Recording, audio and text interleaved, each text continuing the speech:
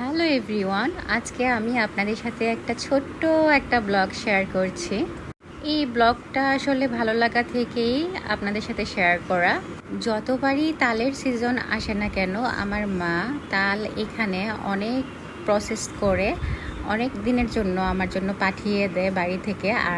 আর এইখানে হাঁসের মাংস কাঁচা পাঠিয়ে দিয়েছে, যেটা আমি রান্না করে খাবো। আর এইদিকে কিছু তরকারিও রান্না করে দিয়েছে, মুরগির মাংস, চিংড়ি মাছ। আর এখানে আমার ছেলের জন্য কিছু এখানে চাউলের গুঁড়ি করে দিয়েছে, আর এমনি পিঠা বানানোর জন্য চাউলের গুঁড়ি ওখান থেকে করে দিয়েছে, যাতে আমার এখানে ঝামেলা না করতে হয়।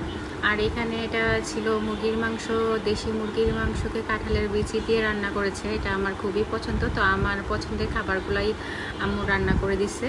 এখানে ছিল জলপাইয়ের আচারও করে দিয়েছিল। সো আজকে ভাবলাম একটু তালের পিঠা বানাই। তো তালের পিঠার জন্য এখানে আমি তালের রসটা নিলাম, সাথে গুঁড়া দুধ নিলাম, আর সাথে চিনি নিলাম, আর এখানে ময়দা আর চাউলের গুঁড়া দিলাম।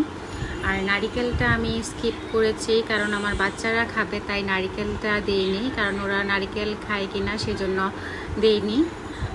তো শুরুতেই আমি প্যানটাকে খুব ভালো করে গরম করে নিয়েছি। দেন এখানে আমি তালের পিঠাগুলা দিয়ে দিলাম সুন্দর করে একটা একটা করে। এটা সব সময় আমি এভাবেই বানিয়ে থাকি, বড়ার মতন করে। তো এটা বাচ্চারাও খেতে অনেক পছন্দ করে, আমার হাজব্যান্ডও অনেক পছন্দ করে এটা। সো প্রথম যেগুলো আমি বানিয়েছি সেগুলা এইরকম কালার এসেছে, সবগুলো একই রকম করে আমি বানিয়ে নিচ্ছি। এইভাবে করে আমি সবগুলাই বানিয়ে ফেললাম, সবগুলো ফুলে একদমই কিন্তু বলের মতন হয়ে গিয়েছে।